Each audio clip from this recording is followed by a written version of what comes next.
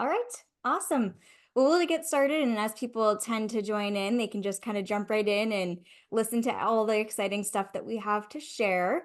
But thank you so much to everyone who's tuning in today to Massachusetts Business Network September Lunch and Learn, which is on the topic of driving business growth with paid ads. So before we get started into this super exciting topic, I wanted to give those of you who are new to Massachusetts Business Network an overview of who we are and what we do. So we are an educational driven, community-based and visibility-focused platform that provides free to low-cost resources to organizations throughout the state through our podcast, blog, business directory, and these webinars.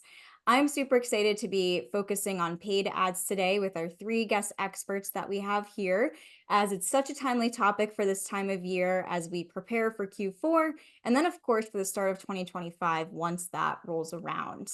I am recording this webinar, so the replay will be sent to you all on Friday, so keep an eye out for that.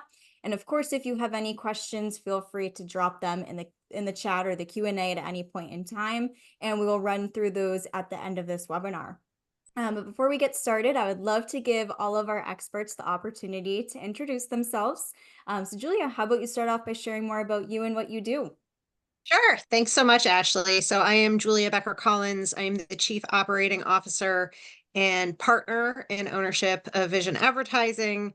I have been with the agency, it's 8 years now, which is crazy. We've been around for 25 years. This is actually our 25th year, which is really exciting. We have been working that entire time with clients to help them grow their businesses through marketing. And we really are a full service marketing agency. I like to say that if it smells like marketing, we do it.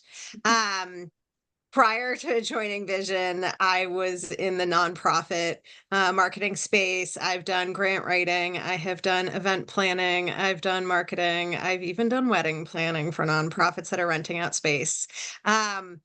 And I lead the team at Vision. I have a great team that reports to me, and we really focus on having subject matter experts and working directly with service-based businesses that need our support. So that's a really quick and dirty intro of me. Awesome. Thanks for being here. Thank you. Jackie, how about you go next? Awesome. So I am Jackie LaVana. I own 126 North Digital Marketing. So we've been in business for 10 years, and kind of to a spin on Julie's comment, I always say if it's an auction-based model, we've probably touched it at some point. So we do anything paid search, Google, Microsoft, anything in paid social, as well as SEO services. So previously to 126 North, I was at Google for a number of years, as well as working at Constant Contact and iProspect on actually their first paid search team. So I always say, like, we've kind of seen the agency side, we've seen the direct client side, we've seen the engine side. So can kind of spin all of those things to run a paid search program for you. We primarily focus, I would say, on tech and education, and kind of anything that's more focused in the lead gen space. Awesome. And Andrew, how about yourself? Thank you, Ashley. And hi, everybody. My name is Andrew Percey. My agency is Prometheus PPC. We are Google Ads specialists. So my background is in engineering and marketing, first at MIT and then in Silicon Valley for 14 years. And then I started my own digital agency going on a little over 10 years now. And for most of that time, we have focused exclusively on Google Ads. That's what I do every day. That's what all my team members do every day. So anything I have to say today will be from that particular angle, how to help your business with Google Ads. Awesome. Like I said, I'm very excited to dive into this topic, and I have a handful of great questions here that our experts will be answering. And as I mentioned, again, any questions that come up, feel free to drop them in the Q&A, and we will get to those at the end. But to kick things off, when a business is thinking about running ads, it's not like they can just suddenly start running ads. There are some things that they should be doing beforehand to ensure that they're ready to get the ball rolling on that. So before a business can actually start running those paid ads, what are some things that they should do first to prepare? If one of you would just like to jump in and get us started. I'll jump in and say something that might be a little obvious, but I find that people don't think about it, is to set a budget. please, please, please set a budget so that you have both like micro and macro sense of the money you're comfortable spending. I often have conversations with prospective clients or current clients, and it's like, well, I don't know. And I'm like, well, I don't run your business, so I don't know. I can tell you the money it would take to be successful, but that doesn't mean you're comfortable with that. And also part of having a budget could be monthly, because a lot of these campaigns bill on a monthly basis, or it could be annual, so that you're accounting for the ebb and flow of your seasonal work and how much you want to be marketing or advertising based on that. I think that's a great point with the budget piece, because I think oftentimes like someone will come to us and it's like, honestly, it's an auction-based model. So we need to start somewhere. And there's a big difference between 50K a month and $500 a month. I'd say the other thing is a strategy. So paid ads are a part of an overall marketing strategy.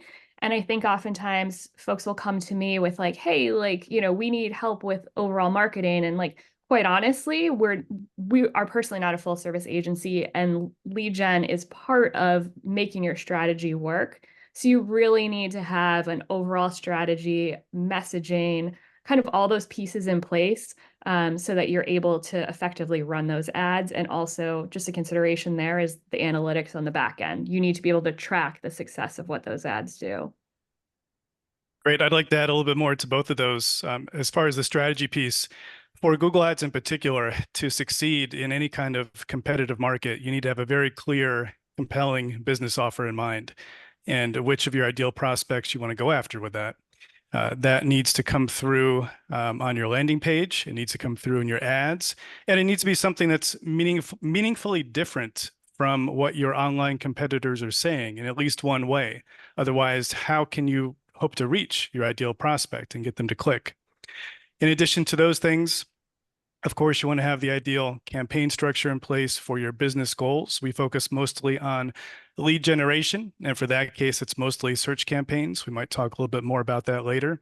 And I absolutely agree with the analytics piece. You need to have accurate and complete conversion tracking in place so that you know, number one, how well is your account performing? And number two, how can you make different pieces of it work better? That all has to be there.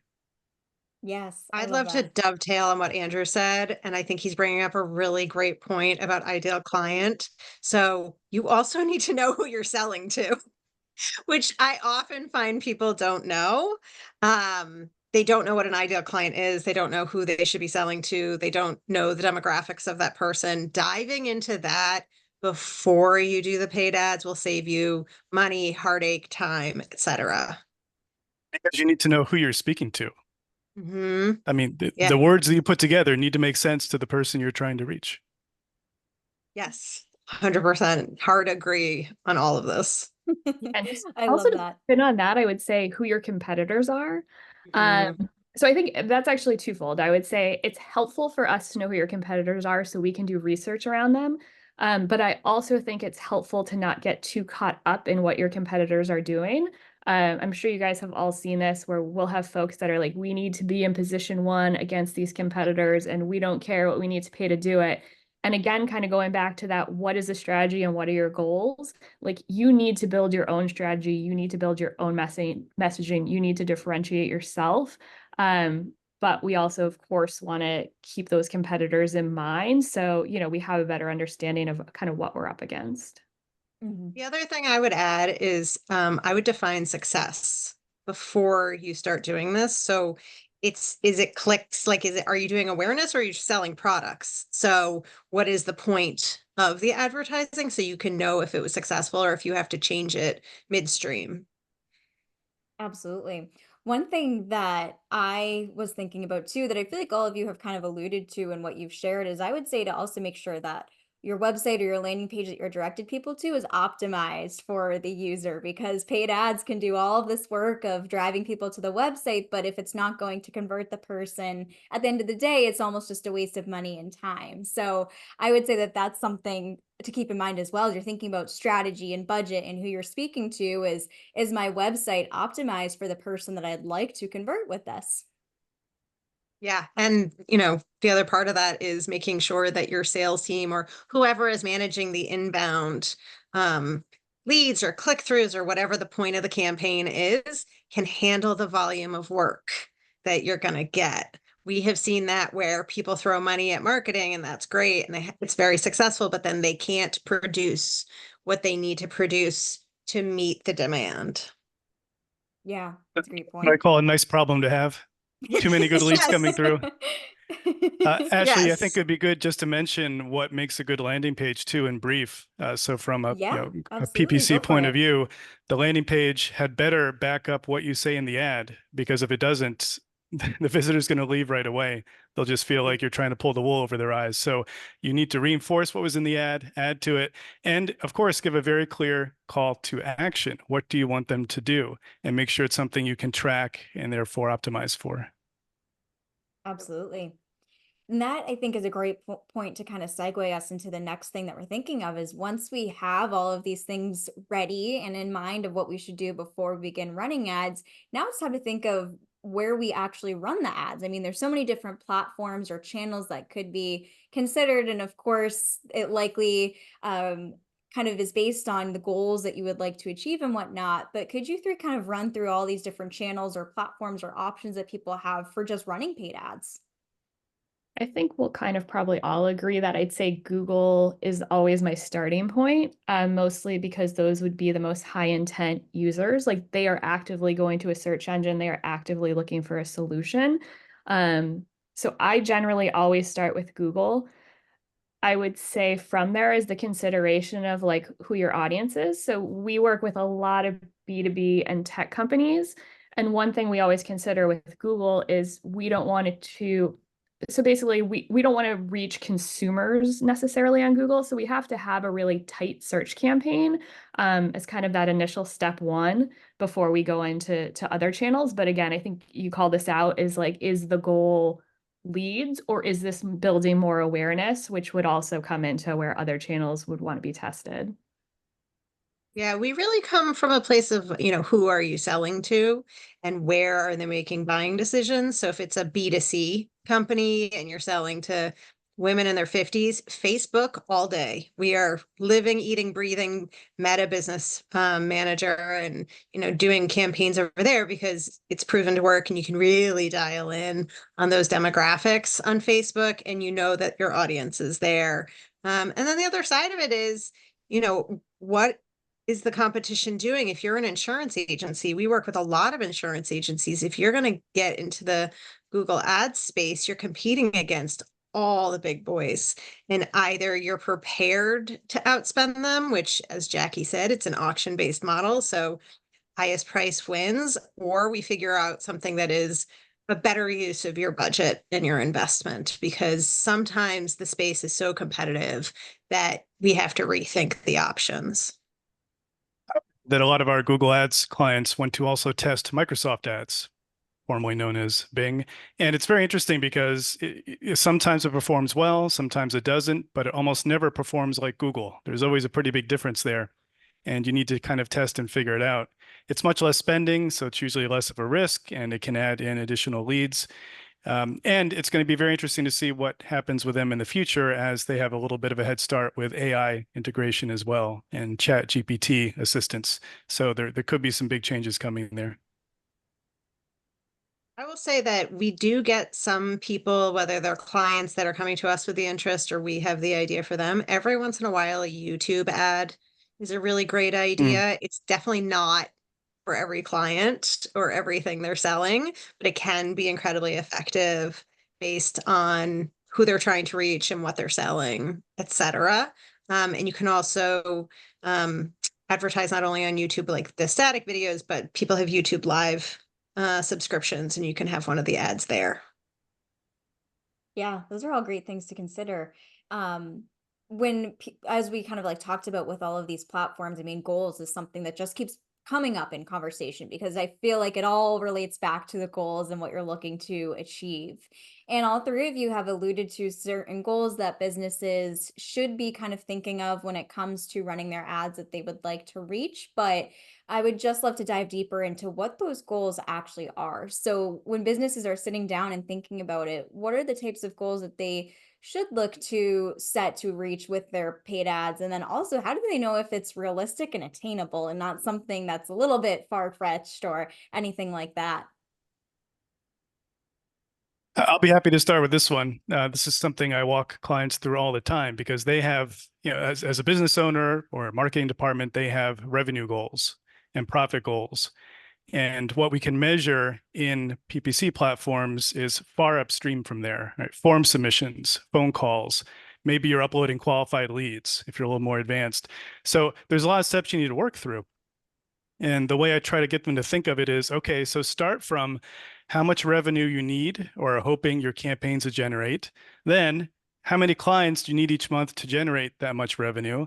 And then how many sales calls do you need each month to gain that many clients? And then how many form submissions do you need to get that many sales calls? And then how many ad clicks do you need to get that many form submissions? And finally, how much can you afford to spend on your ads given your revenue goal and margin requirements? And if you can connect those dots, and of course, it's going to be estimates for much of that, but if you can connect those dots, then you can create very specific objectives in your PPC campaigns for cost per form submission or return on ad spend for phone calls. And you know it's going all the way up the chain to what actually matters to you, the ultimate revenue and profitability. And I think that's a good point too, with what Julia had said earlier about like knowing what to do with the leads when they come in. I think a lot of times people think paid search is like the silver bullet. We're going to get a ton of leads. This is going to be great. But if they sit there, if your BDRs are not calling them, if we can't gauge what the quality of those leads are, there's only so much like a form fill can provide. So I think just really making sure, again, this is part of an overall strategy. And that, once you get that form fill, you're really following those folks along. Yeah.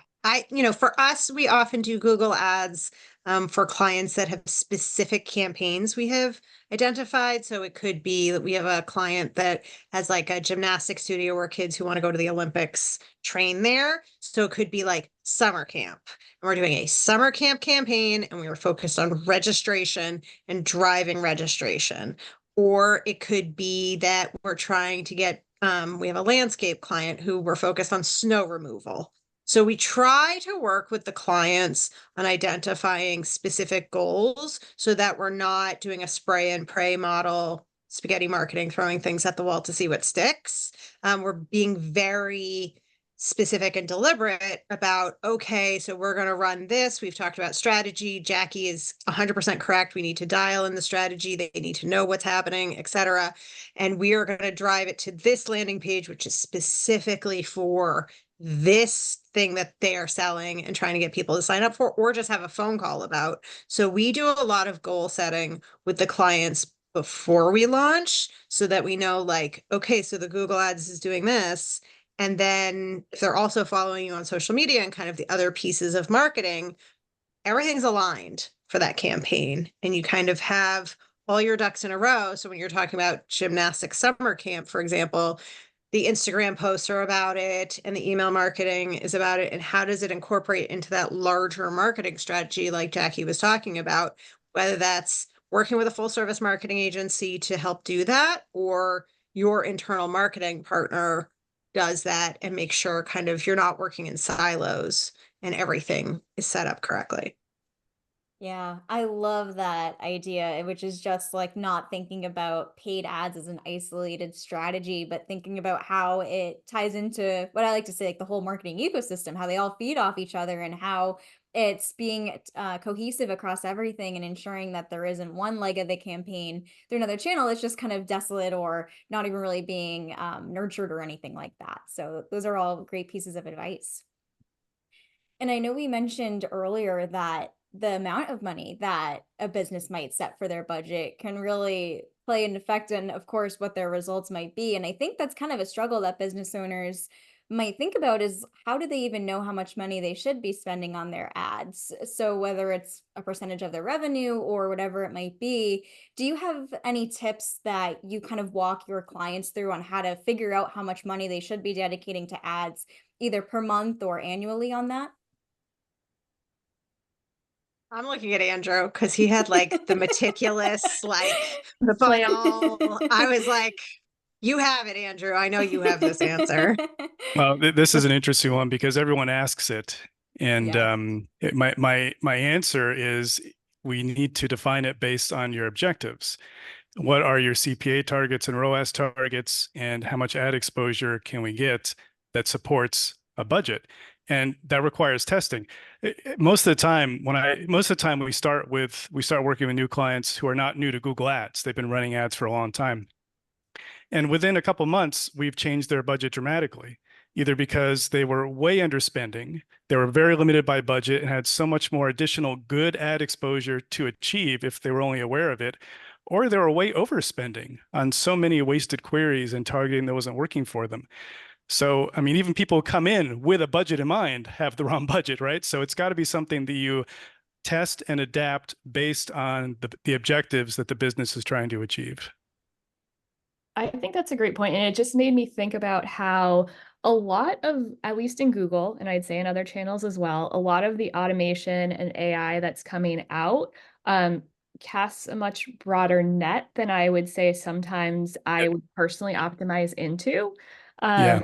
So not to toot our own horns, but I would say, like, if I was a business who is looking for advertising help, even if you do not have someone who is a digital person who supports you month over month, if you are building out campaigns, if you can just have an expert come in and audit what you've done or help you build out that initial plan, like the amount of wasted spend I've seen on campaigns that will come to us and we're auditing is high. And I think the cost savings you can get by setting this up correctly from the start is significant. I agree. We see that a lot too. I just published a blog post where one of the key points was that Google's objectives are not your objectives, right? Google is trying to maximize their ad revenue, and all of their automated recommendations do that. Their automated asset creation does that. Google reps, when you talk to them, try to do that, trying to get you to test additional campaigns that might make no sense for what you're trying to do. And so it's very important to take a step back and say, okay, what are these campaigns or these options really doing for us? And having someone you trust to talk to can make all the difference in the world there. Yeah, I have to have the conversation often with clients that they need to remember that these platforms are businesses. They're not, nonprofits out there to help you. They are there to make money, just like we are, but they're not looking out for your best interest, to speak to Andrew's point. Their goal is not your goal, but they're happy to take your money. So if you spend wisely, like Jackie was saying, you can really save over the long term if you're doing it correctly by investing upfront. To be fair, they don't want you to fail because they want to keep you as advertisers. But as long as they are keeping you just happy enough, then they're winning, right? Yeah, they're a sales team. They're not, it's Google support is a sales team. So I think that's just always important to keep in mind. Yeah. Oh, I love that. Thank you for sharing. And that leads us to, like, once a business has the budget and they've started running ads with that budget, like, how do they know if their paid ads are working? Like, what are some analytics that they should be looking at, and how do they just interpret that data? Because I know for a lot of business owners, seeing all these numbers and that information can feel very overwhelming, and they might think, well, where do I even begin to look? And how do I even know if that number is good or not? So could you all break down what that might look like, and what are some things that business owners should be looking out for?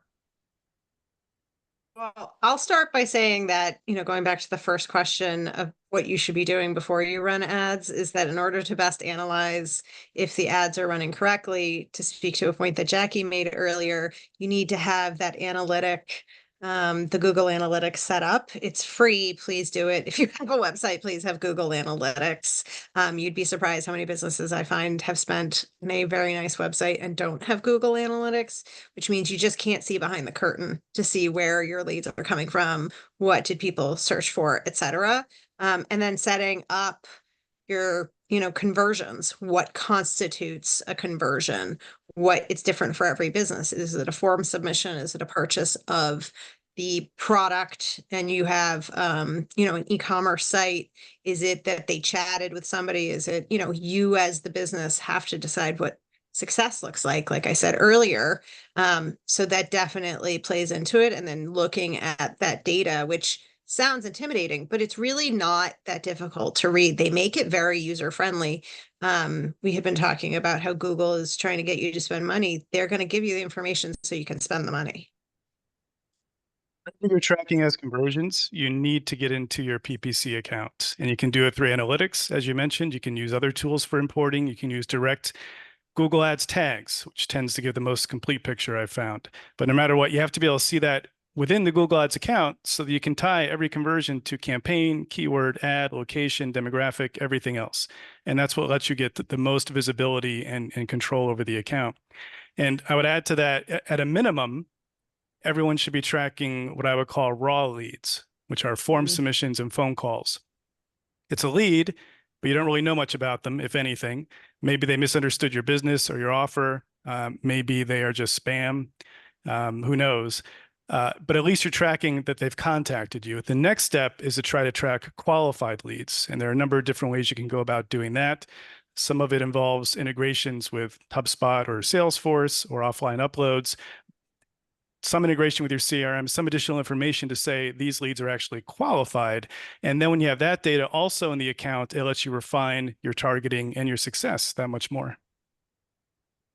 Yeah, 100%. I was going to say like the Salesforce HubSpot integrations from like a B2B side, like the more data we can see beyond that form fill of what these folks have done and who they are, the better we can optimize those campaigns. Yeah, I love that. And on the conversation of tools like Google Analytics, HubSpot, Salesforce, what are other tools that businesses can be using to effectively run their paid ads and be able to just improve their overall performance? I'd like to start.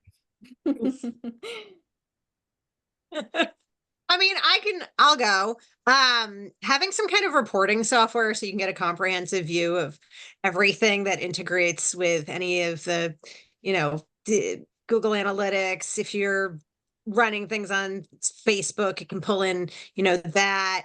You can have a secondary report for your constant contact, because it doesn't speak that well to reporting anymore, but just like really looking at a comprehensive everything that you are doing and how it aligns, and to go back to what Jackie was saying earlier about all of the data, which I love data. I'm a total data nerd. Like, what are the touch points that somebody is getting? Are those touch points effective? Did you run an A/B campaign and then forget to switch things around? Like, what else can be done? And is this like qualified lead and unqualified lead, et cetera? But reporting can be incredibly helpful. And there's, depending on the size of your business, on what you want to invest, Salesforce is incredibly expensive. But you can use lower cost items, especially if you're just dipping your toe into this world. I don't recommend Salesforce like out of the gate for people, especially if you don't have somebody to be the administrator in-house, and kind of manage all of that, but just investing in some kind of reporting software to kind of pull it all together. And the other thing you can do is if you're working with a professional partner like us or Andrew or Jackie, they should be able to analyze the data for you and tell you what's going on and what's working and what's not working. Yeah, and I think that's a great point. I've worked with a fair amount of clients or done audits for clients where they're like, we just didn't get reporting. We didn't know, there wasn't a regular cadence of what's going on in the account. I would say for anyone who's working with any consultant or any agency, like this data is available, and as the owner of the business and the owner of the marketing plan, like it is yours to look at. So don't be afraid to be like, hey, I don't get where this information's coming from, or I need clarification on this. I think that's just super important. And to that point, I think it can be analysis paralysis. Like there can be too much data. So I would say start with like, hey, we're running a campaign. It is going to this landing page. It's going to be a form fill. We want to track that form fill. Like start with the basics to get things in a clean, easy spot. And then you can start to look towards like how you want to optimize from there. You brought up reports. If you are working with an agency or someone to help you and they're sending you reports, make sure it's actually meaningful to how you understand your business. At the very top, ask them to say, these are our business objectives. How well did we meet our business objectives? Because I've seen so many reports that are mostly automated and report things like impressions and clicks and what happened in Tampa, Florida, but none of that ties to business data, right? The impressions and clicks don't matter. It's the conversion, it's the leads. So make sure they're really tying any reports to what matters to you. Julian mentioned Salesforce can be expensive. It certainly can, as well as HubSpot, depending on what you're doing. But HubSpot also has a free version, which does a lot. If you're a small business, that may be more than enough, or even just a spreadsheet to track your leads is much better than nothing and helps you start to understand what is and isn't working in the account. Yeah, I wouldn't have any shame about starting with an Excel spreadsheet. And Yeah. I'll like to agree with Andrew, especially like I said, especially if you're a smaller business and you're just dipping your toe into this. You just need to have a sense of what's going on. And I totally agree with what Andrew said about making sure the report speaks to your business objectives. If you're working with a professional partner, they should be giving you an executive summary of that report. They should be analyzing it for you. They should be telling you, like, based on the conversation we had, where we're trying to increase summer, camp enrollment, here is what we're seeing, and really pulling apart what you need so that you're not staring at impressions and bounce rates. And I swear, if I have one more client call me about bounce rates, I'm going to lose my mind. So it's so that it's focusing you on the things that are important and then really matter to what you are trying to do versus like this huge amount of data. Like Jackie was saying, you can get analysis paralysis. It's so much information. I love bounce rates because it's there. The only reason it's there is because it's so easy to measure, but it means nothing. Yes. It really means nothing. Yeah. I had And a I'm glad that client who you brought up obsessed. bounce rate because people might not know what that is. Do you mind sharing like what bounce rate is and how it might not mean anything for people? Well, if somebody, say, clicks on an ad and goes to your landing page and then leaves without visiting other pages on your website, that's considered a bounce. So it could be bad in that they didn't get the information they needed or they thought it wasn't for them, or it could be great in that you gave them all the information they needed on one page and that was all they needed and decided, well, I'm not going to contact them now. Maybe I'll do it later. Who knows? But trying to watch bounce rates go up and down and compare, it's just not a metric that matters. It gets even more complicated with cookie tracking, everything else. So ignore bounce rates, focus on the metrics that you care about. I'd like to add a couple more tools if you're trying to do Google Ads on your own that you might find helpful. One is a tool. There are a variety of third-party tools that are kind of an umbrella over your Google Ads account and give you different insights into it. The one I use is called Analysis, and it helps a lot with both automated error checking as well as A/B testing. And another good tool is SpyFu. There are others out there too, like SEMrush, that lets you really get a sense of what your competitors are doing. Now, they try to give numbers about what different companies are spending. Those aren't accurate because they can't see what companies are actually spending, but it gives you a comparative point of view. And it does let you see the actual ad content that's coming up, which can be easier through these tools than through others, which can help you figure out what are you going to say that's going to be unique and different and help you reach your ideal prospects a little bit better. Oh, I love that. And as we're speaking about the whole idea of analysis paralysis and what you should and shouldn't focus on when it comes to analytics, like are the benefits of hiring an expert like one of you three? Like, how do people know when they're ready to work with an expert, and what are the positive outcomes that they'll receive out of doing so? I mean, I think if you're spending money and you don't feel you can measure what's happening, like if you're spending and you're like, I just don't know if this is actually bringing me any business, or I'm spending more, or am I doing this efficiently? Like, I think when you start to question how that money is serving you, it's probably time to bring in someone who can provide some guidance. And again, I think, for a smaller business, that might not be someone who manages the full program. Maybe it's just someone who has done it before and can come in and audit what you're doing so you can set yourself up from the get-go. I think to put an even finer point on that, it's another way of saying it is when the cost of inaction is too high, you've got to do something like this. If you're afraid you're wasting thousands or tens of thousands of dollars a month on advertising and wasting your time and wasting your team members' time that could be better spent elsewhere, I mean, how long can you really continue like that when bringing in experts can clear out so much wasted ad spend and get you on a better track very quickly? For small businesses that may have very little budget to start out with, or currently, I have some different advice. When folks reach out to me and they're worried about spending very much at all, either on ads or on expert help, I try to let them know that they can do this in stages. They could start with a low-cost resource, a freelancer with good ratings on Upwork.com, for example, to at least put together some initial test campaigns, help them get familiar with it, start to see what results they might be able to get to with this sort of approach. Or I might also refer them to one of my partner agencies that specializes in working with small businesses with low budgets for the same purpose. And then I tell them if they start to see good results and find they just needed help getting to the next level of performance, trying to grow that much further and they're stuck, then they could consider investing more, and I'd be happy to speak again. But you don't have to go all out at the beginning, especially if you're new to this.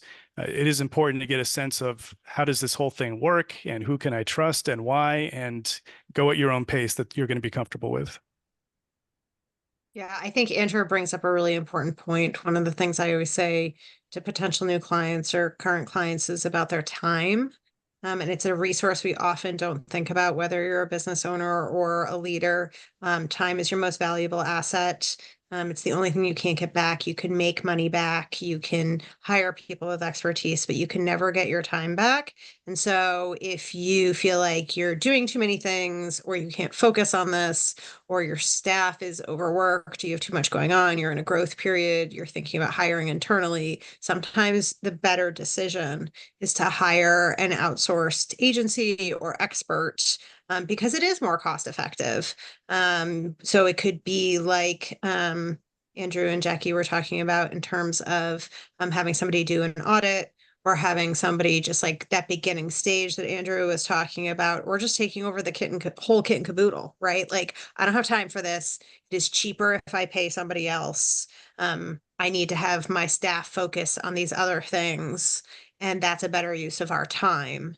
And that's a big thing that I end up having conversations about and thinking about, like, it's not just your money, it's also the time you're spending. There's only 24 hours in a day, and I'm hoping you're sleeping for part of that. So Yeah, I think that's a great point too, because what would probably take one of us 30 minutes to quickly look at a Google Ads account and say like, yes, no, or hey, here's some things you could do.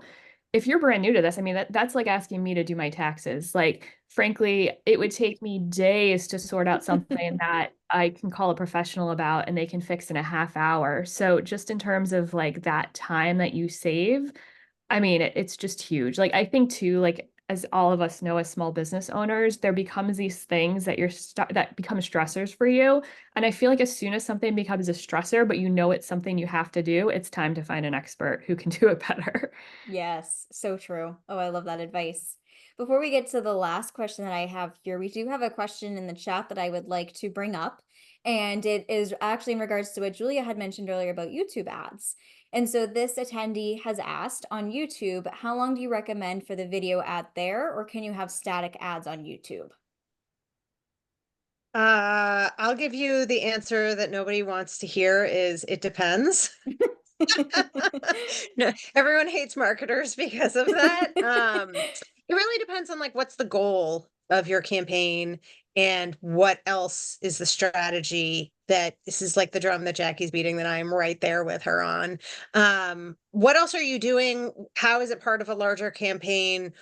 What else are you putting out into the world? Is this an acute short-term plan where, again, I'll go back to the summer camp idea that you're trying to register people, or are you selling sweatshirts or sweaters and this is like, it's a sale you're promoting, or are you doing brand awareness? There's this YouTube ad right now that I have seen 1,000 times because my husband watches YouTube for these like very manly fleece jackets that have hilarious names, which I think everyone has seen the ad for, and it's a funny ad. So I don't mind seeing it over and over again, but they're not running a special. They're not trying. It's really like brand awareness and buy this thing. And that's why I've probably seen it 100 times. And it honestly, if I'm going to see it that much, it better be funny, because otherwise you're going to start getting annoyed by it. So part of the decision is like, what are you trying to do and who are you trying to reach? And are we doing this, just locally, or are we doing it nationally? And how much attention are you going to capture of the person? Because, especially with video ads, we're in an age where everybody skips the ads, right? We're fast forwarding through everything. And yes, YouTube does require a certain amount of ads to be played, but people will just walk away if it's not at least engaging in some way. And yes, there are some static, like on the side panel of YouTube, you can do a static ad, but most of the time, the ones that perform the best are video. Video is going to perform better than static every day. Yeah, I love that advice. I think that's a good point too with like with videos. We did a recent test. One of my clients is in higher ed, and we ran ads that I would say are more like commercial. They were 15, 30 seconds, like your standard commercial type ad. And then we tested in more like native content where it was like interviews with professors, it was basically testimonials of students. And those we saw like a much higher engagement rate because basically it kind of appeared like it was a video that was part of your flow. And if your audience is targeted enough, like for us, we did these like custom intent audiences against people looking for these type of programs. So I think just the creative you use and if it's more organic in nature. And I always say, like, think of yourself as a consumer. Like we see these ads all the time. Like what works for you? What resonates with you? Like think of yourself in the shoes of someone who's seeing your ads and what you would want to see. And it goes back to what we were talking about earlier with the ideal client. Like, what do they want to see? Are you speaking their language? Are you going to annoy them? Are they even on YouTube? You know, do they make buying decisions there? I don't tend to make buying decisions on YouTube, but my husband does. So if you're trying to sell to, you know, mid-40s white guy who plays video games, he will probably buy that fleece jacket because it's sitting downstairs in my house. But it's, you know, you have to figure out, is that even a good use of your time, money, and expertise? Yes. Oh, I love that. And I think that's a great way to wrap up this webinar is really if there was like one last piece of advice that all three of you could give when it comes to running paid ads, like what would that be? Or what's the hill that you will die on when it comes to paid ads? Mine is don't trust the automation in Google. I will die on that hill. I worked for Google. I drank the Kool-Aid. I did it all. But like, honestly, like the recommendation tab in Google, like their smart campaign features, their performance max, like all these things, like they can be such a waste of money. So I still go back to like build it out and think of who you're targeting and work with an expert if you can. But these automated tools, like maybe someday they'll work, but for now they're not putting us out of a job. So I would just take that with a grain of salt. Oh, Love that's what I was going to say, Jackie. So I'll say something different now. Um, and that is to really approach your PPC with a testing mindset, because all we can ever do is put our best foot forward, our best landing page, our best offer, our best ad campaign, and then put it out in the world and see how it does. And wait enough time to get good data and then adjust, because we're never going to get it perfectly right the first time. If somehow you do, it doesn't matter because your competition will adapt, Google's platform will change, and you need to test something new. So really think about this as constant testing to find out what is going to give you the best overall results. And it's, you know, testing that never ends. This goes on for as long as you advertise. Perfect advice. Yeah, I would say, you know, the hill I die on in general with marketing, but also specifically with paid ads, is what works for somebody else isn't going to necessarily work for you. And what works for you won't necessarily work for somebody else. So just because your brothers, sisters, cousins, whatever told you to advertise on TikTok, that doesn't mean you should. You need to figure out, again, like dive into that work that we talked about at the start of this, like who are you trying to reach? Where do they make buying decisions? And then tune out the noise. Like just because your friend who owns a business did something, that doesn't mean that that will work for who you are trying to sell to and what you are trying to sell. And you know, just to add to that, I would say sales isn't a dirty word. Like it's okay to talk about money and sales. And the only way you're going to get the best data information and have the best results is by being okay talking about all of those things. Absolutely. Well, awesome. I'd now love to give you three the opportunity to share where attendees can find you online if they'd like to learn more about the services that you offer and also reach out. So Julia, why don't you start us off? Sure. So you can find us online, vision-advertising.com. We have a free newsletter that you can sign up for right there. We send it out weekly, and it's kind of tips, tricks, and free advice for entrepreneurs and business leaders. We also have a podcast. It's called Envisioning Success. It's a play on words. That comes out weekly. I believe there's a year-long backlog of saved episodes. We've been doing it for a year. And that is short little snippets, 20 to 30 minutes of me and my business partner talking about something that's very specific. We do 4-week arcs of this, whether we're talking about sales or we're talking about hiring or we're talking about best practices, specifically for business leaders. And then we're on kind of all the different social media channels, Instagram, Facebook. We do have a YouTube channel, but we don't advertise there. Yeah, those are probably the best places to find us. Amazing. And how about you, Jackie? Our website's 126 North Marketing, so you can find us there. Also on LinkedIn, I know Ashley has done a great job of promoting this webinar, so you can find us all through there. And honestly, like I can geek out on digital marketing all the time. Like this conversation is thrilling to me. So even if you want to reach out with, random questions, if you're not looking for someone to manage your digital program, I'm happy to chat. Fabulous. And how about you, Andrew? Website is PPC.com, Prometheus PPC.com. And I'd encourage people to take a look at our blog because I write all the blog posts myself, first of all, no AI and no interns. It's all me. And I really try to focus on what business owners most need to think about from a high level point of view when approaching Google Ads, strategy and business objectives, and not so much the implementation details that you can get anywhere, but really, how do you find the right approach for your particular needs in Google Ads? Perfect.